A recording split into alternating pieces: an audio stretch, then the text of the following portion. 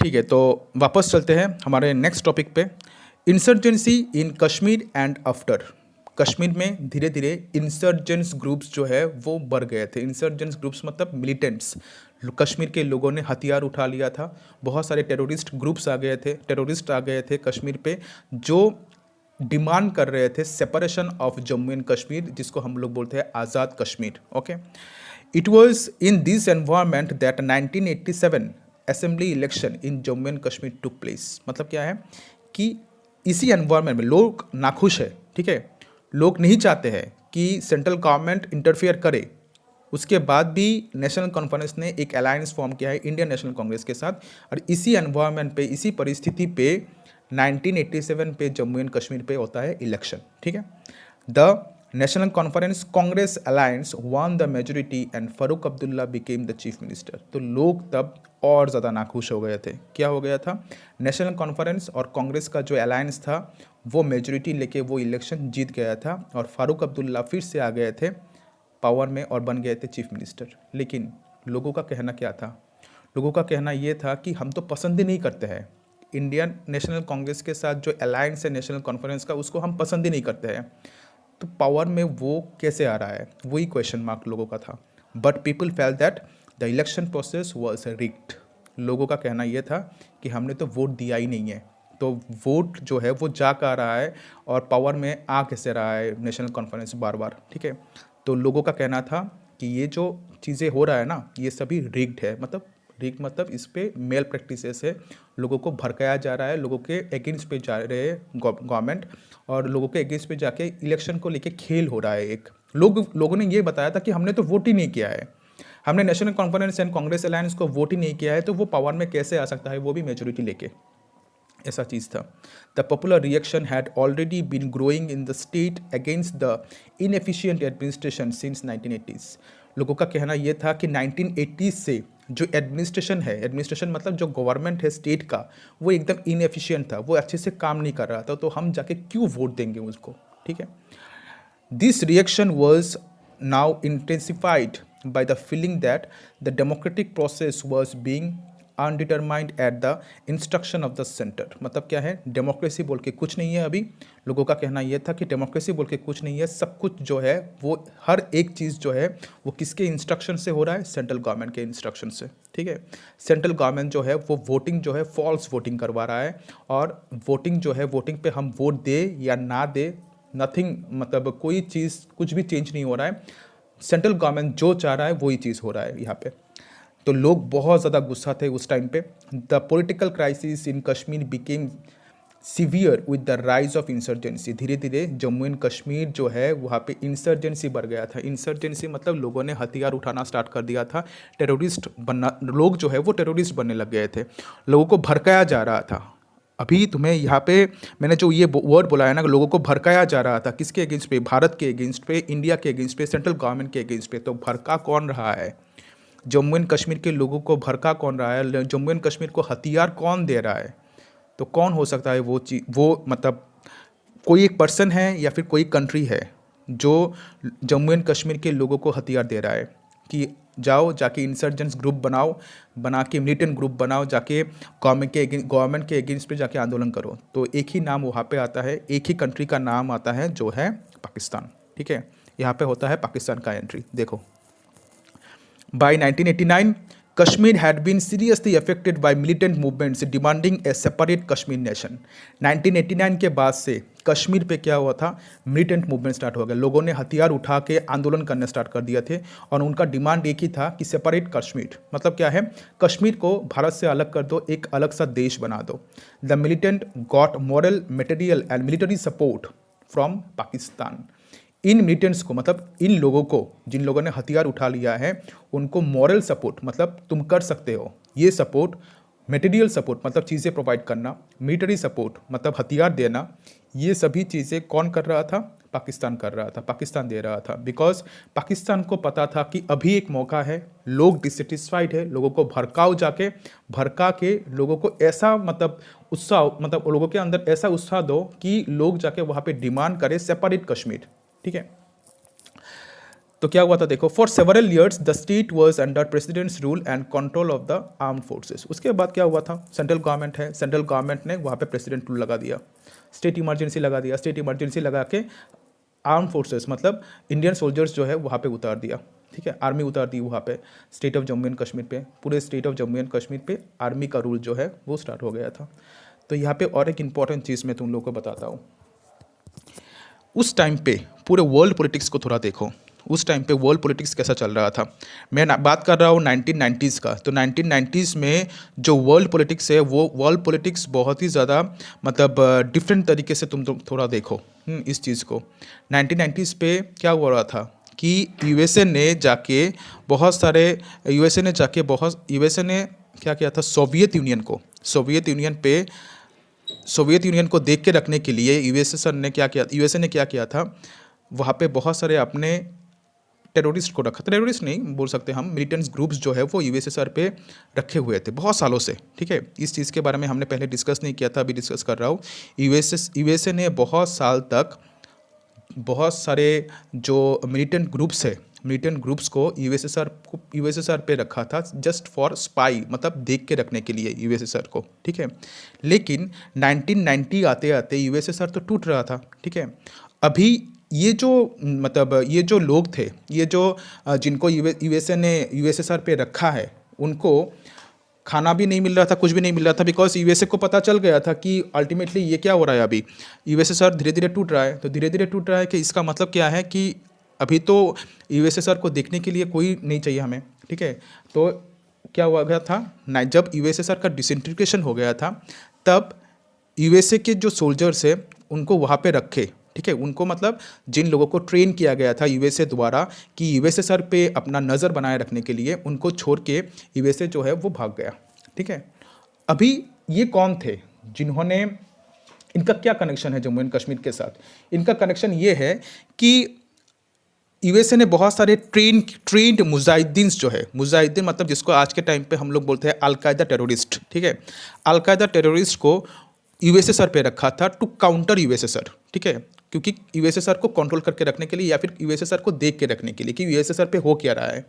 अभी ये मुजाहिदीन जो है इनको छोड़ के यूएसए भाग गया, क्योंकि 1991 पे यूएसएसआर डिसइंटीग्रेट हो गया था। अभी ये मुजाहिदीन जो है उनके पास क्या नहीं था, हथियार भी नहीं था, अच्छा, उसके बाद उनको खाना भी नहीं मिल रहा था, पैसा भी नहीं मिल रहा था, जो चीज़ पहले उनको यूएसए से मिलता था, ठीक है। यूएसए तो चला गया। अभी ये मुजाहिदीन जो है इन मुजाहिदीन को ट्रेन किया है, ये मुजाहिदीन आ गए थे अफगानिस्तान पे, और इन मुजाहिदीन को ट्रेन किया है किसने? पाकिस्तान ने, ठीक है। पाकिस्तान ने इनको ट्रेन किया, पैसा दिया, हथियार दिया, दे के इन मुजाहिदीन को जो अलकायदा टेररिस्ट थे उनको भेज दिया कश्मीर पे, जाके लोगों को भड़काने के लिए, लोगों को हथियार प्रोवाइड करने के लिए, ताकि जम्मू एंड कश्मीर के लोग जो है वो गवर्नमेंट मतलब सेंट्रल गवर्नमेंट के खिलाफ आंदोलन कर सके, ठीक है। तो जो क्वेश्चन मार्क होता था ना हमारे दिमाग में कि अचानक से ये मिलिटेंट मूवमेंट है वो जम्मू एंड कश्मीर में स्टार्ट कैसे हुआ, हथियार कहाँ से मिला है जम्मू एंड कश्मीर के लोगों को? तो हथियार पाकिस्तान से आया है, और पाकिस्तान ने उन मुजाहिदीन को, ठीक है, मुजाहिदीन मतलब अलकायदा टेररिस्ट को, जिन अलकायदा टेररिस्ट को किसने, यूएसए ने छोड़ के आ गया था यूएसएसआर पे, उन टेररिस्ट को उन्होंने ट्रेन किया है, ट्रेन करके उनको हथियार प्रोवाइड किया है, हथियार प्रोवाइड करके उनको भेज दिया है कहाँ पे? जम्मू एंड कश्मीर पे, आंदोलन करने के लिए, किसके अगेंस्ट पे? भारत के अगेंस्ट पे। उसके बाद क्या हुआ देखो, after 1990s Kashmir so violence at the hands of militants end of the army. तो हमने क्या देखा कि आर्म फोर्सेस जो है वो उतार दिया था नेहरू जी नहीं, इंडियन नेशनल कांग्रेस ने आर्म फोर्सेस जो है वो उतार दिया था। बहुत साल तक प्रेसिडेंट्स रूल जो है वो चला था जम्मू एंड कश्मीर पे। तो जो मिलिटेंट्स है, जो आंदोलन कर रहे हैं, उनके साथ आर्मी का टकराव जो है वो देखने को मिला था, वायलेंस जो है वो देखने को मिला था जम्मू एंड कश्मीर पे। After the assembly election in 1996 the National Conference led by Farooq Abdullah came to power. 1996 पे फिर से नेशनल कॉन्फ्रेंस जो है वो पावर में आता है और फारूक अब्दुल्ला जो है वो चीफ मिनिस्टर बनते हैं। लेकिन in 2002 Kashmir had again election. 2002 पे कश्मीर पे फिर से इलेक्शन होता है, National Conference fail to get majority. उस टाइम पे नेशनल कॉन्फ्रेंस जो है वो पावर में नहीं आते हैं, मेजोरिटी लेके पावर में नहीं आते हैं। और 2002 पे जो इलेक्शन होता है उसको बोला जाता है कि जम्मू एंड कश्मीर के हिस्ट्री में सबसे फेयर इलेक्शन जो है उस टाइम पे हुआ था, ठीक है। और उस टाइम पे अटल बिहारी वाजपेयी जो है, अटल बिहारी वाजपेयी ने एक मतलब एक फ्रेज़ बोला था, जिस फ्रेज़ के बारे में मैं तुम लोग को बोलना चाहता हूँ कि ड्यूरिंग 2002 इलेक्शन 3 चीज़ों के बारे में बोला गया था जो अटल बिहारी वाजपेयी ने बोला था जम्मू एंड कश्मीर के बारे में। वो ये था इंसानियत, जमहूरियत एंड कश्मीरियत, ठीक है। मतलब क्या है, 2002 पे जब इलेक्शन हेल्ड किया गया था ना जम्मू एंड कश्मीर पे, तब ये बताया गया था कि यहाँ के जो इंसानियत है, मतलब जम्मू एंड कश्मीर में जो लोग हैं उनके ह्यूमैनिटी के बारे में सोचेंगे, ठीक है। लोगों के साथ जो इतने सालों से खिलवाड़ हो रहा है उसके बारे में सोचेंगे, ठीक है। जमहूरियत मतलब डेमोक्रेसी को वहाँ पे एस्टेब्लिश करने की कोशिश करेंगे। एंड कश्मीरियत, लोगों का जो आइडेंटिटी है वो लोगों का खोना नहीं चाहिए। तो इन सभी चीज़ों से लोग जो है वो बहुत ज़्यादा प्रभावित हुए थे। और 2002 पे इलेक्शन जो है वो हेल्ड हुआ था और नेशनल कॉन्फ्रेंस पावर में नहीं आया था। तो पावर में आया था कौन? It was replaced by Peoples Democratic Party and Congress coalition government. उस टाइम पे दूसरा एक पॉलिटिकल पार्टी जो है वो आया था पावर पे, वो था पीडीपी, ठीक है। पीडीपी मतलब पीपल्स डेमोक्रेटिक पार्टी, और उसके साथ अलायंस किया था किसने? फिर से वापस इंडियन नेशनल कांग्रेस ने। लेकिन ये जो इंडियन नेशनल कांग्रेस है, इंडियन नेशनल कांग्रेस पहले वाला इंदिरा गांधी वाला इंडियन नेशनल कांग्रेस नहीं है।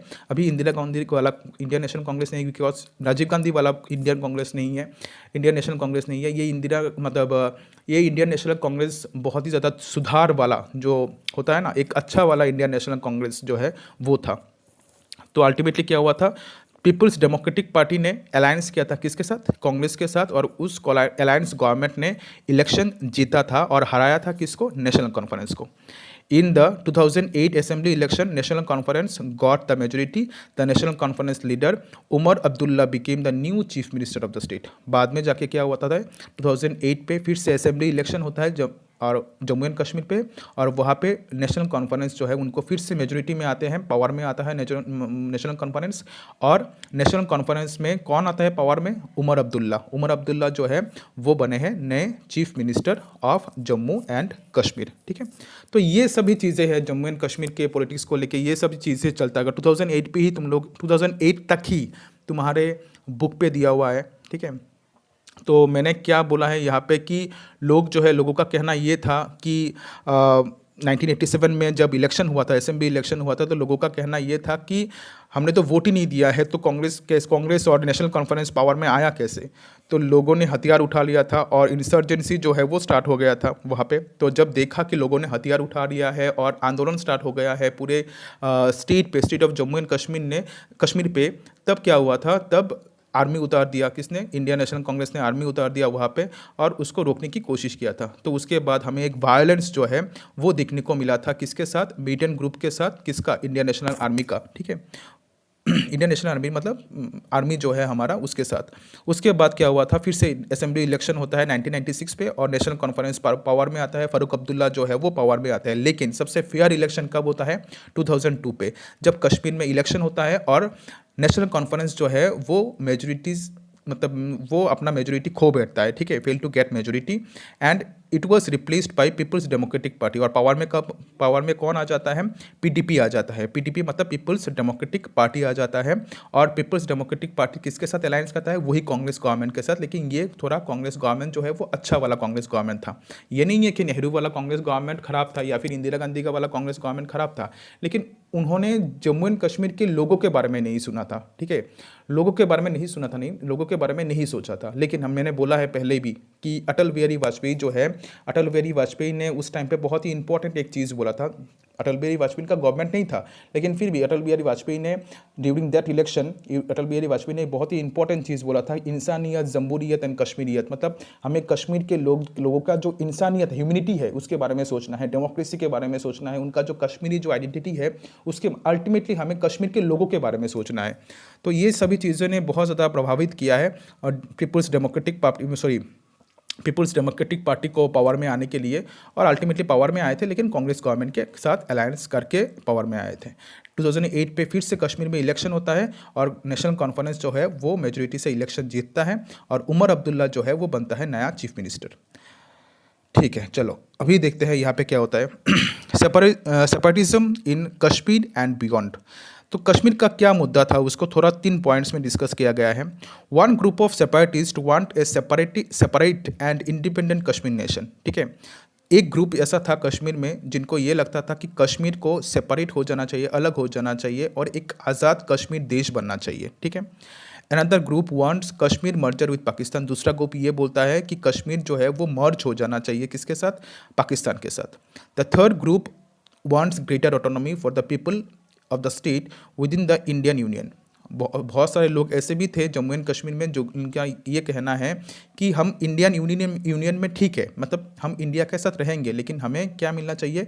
ऑटोनॉमी नहीं, ज़्यादा ऑटोनॉमी, ग्रेटर ऑटोनॉमी मिलना चाहिए। ठीक है, the demand for state autonomy is very strong in the state of Jammu and Kashmir. अभी भी जम्मू एंड कश्मीर पे जो ऑटोनॉमी का जो डिमांड है वो बहुत ही ज़्यादा स्ट्रॉन्ग है। हमें देखने को मिलता है कि ऑटोनॉमी का मतलब क्या है? ऑटोनॉमी का मतलब है कि जम्मू एंड कश्मीर वो अपना अपना देखेगा। ठीक है, जम्मू एंड कश्मीर पे कोई सेंट्रल गवर्नमेंट या फिर कोई भी आके या फिर इंटरफेयर नहीं कर सकता। जम्मू एंड कश्मीर का जो प्रॉब्लम है वो जम्मू एंड कश्मीर खुद सॉल्व करेगा। तो वो चीज़ था। उसके बाद हम थोड़ा यहाँ पे देख लेते हैं कि हमारे इंडियन कॉन्स्टिट्यूशन पे जम्मू एंड कश्मीर को क्या स्टेटस दिया गया था। Under article 370 of the Indian constitution the state of Jammu and Kashmir had a special status. मतलब क्या है? State of Jammu and Kashmir का आर्टिकल नंबर 370 के आधार पे एक स्पेशल स्टेटस था।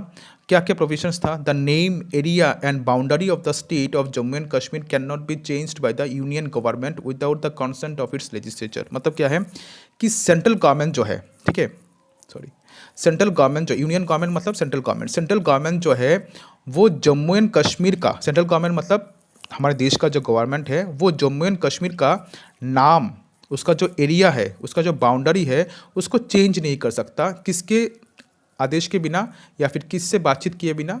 जम्मू एंड कश्मीर के जो लेजिस्लेचर है उसके आदेश के बिना। ठीक है, उसके साथ बातचीत किए बिना अपने मर्जी से central government Jammu and Kashmir का नाम, एरिया एंड बाउंड्री, नाम, एरिया एंड बाउंड्री, ये तीनों चीज़ें चेंज नहीं कर सकता। उसके बाद the Jammu and Kashmir had its own constitution. Jammu and Kashmir का खुद का कॉन्स्टिट्यूशन था जो 1957 पे बना था। The president has no power to declare financial emergency in the state of Jammu and Kashmir. President के पास 3 तरह के पावर्स है, emergency powers, national emergency, state emergency and financial emergency. Financial emergency जो है वो जम्मू एंड कश्मीर पे प्रेसिडेंट डिक्लेयर नहीं कर सकता। 2 types of emergency can be declare in the state of Jammu and Kashmir. 2 तरह के इमरजेंसी जम्मू एंड कश्मीर पे डिक्लेयर हो सकते हैं। एक है presidents rule under the Indian constitution and governors rule under the state constitution. ठीक है, 2 तरह के इमरजेंसी लग सकता है जम्मू एंड कश्मीर पे, अलग सा इमरजेंसी पावर है ये। 2 तरह का इमरजेंसी, एक है प्रेसिडेंट्स रूल इंडियन कॉन्स्टिट्यूशन पे जैसा लिखा है आर्टिकल नंबर 356, और गवर्नर्स रूल जो अलग है। ठीक है, गवर्नर का रूल रहेगा स्टेट मतलब अंडर द स्टेट कॉन्स्टिट्यूशन, मतलब जम्मू एंड कश्मीर का खुद का अपना एक कॉन्स्टिट्यूशन था, तो उस कॉन्स्टिट्यूशन पे गवर्नर जो है, उस कॉन्स्टिट्यूशन को मान के गवर्नर यहाँ पे क्या कर सकता है? इमरजेंसी लगा सकता है। और भारत का जो कॉन्स्टिट्यूशन है उसको मान के भारत का गवर्नमेंट जो है वो प्रेसिडेंट्स रूल लगा सकता है जम्मू एंड कश्मीर पे, लेकिन फाइनेंशियल इमरजेंसी जो है वो state of Jammu and Kashmir पे कभी नहीं लगेगा। लेकिन ये जो स्टेटस है जम्मू एंड कश्मीर का, उसको अभी वो स्टेटस अभी नहीं है, बिकॉज आर्टिकल 370 को हमने इंडियन कॉन्स्टिट्यूशन से निकाल दिया है, ओमिट कर दिया है। Article 370 was dismissed. ठीक है, तो वही चीज़ है, जम्मू एंड कश्मीर का पूरा जो हिस्ट्री है वो हमने देखा है इस वीडियो पे। आई होप कि थोड़ा लेंदी हो गया है, वीडियो लेंदी होगा। अगर किसी चीज़ों को हमें थोड़ा समझना है अच्छी तरीके से तो थोड़ा लेंदी हो सकता है, लेंदी होने में कोई प्रॉब्लम नहीं है। तो अच्छे से देखो, पढ़ो, कोई भी चीज़ समझ में नहीं आने से मुझे क्लास में पूछना, और बार बार जो वीडियोस है उसको थोड़ा रिपीट करके देखना। अगर वीडियो 15 मिनट्स का या 20 मिनट्स का है, तुम लोग इसको 5 मिनट्स तक लेके जाओ, कोई प्रॉब्लम नहीं है। अगर क्वेश्चन आ गया, इसको अगर अच्छे से आंसर कर सकते हो तो 4 मार्क्स और 6 मार्क्स तुम आराम से लिख के आ जाओगे। तो इसलिए अच्छे से वीडियो को देखो, और कोई चीज़ समझ में नहीं आने से यू कैन आस्क मी। ठीक है, चलो bye bye and good night.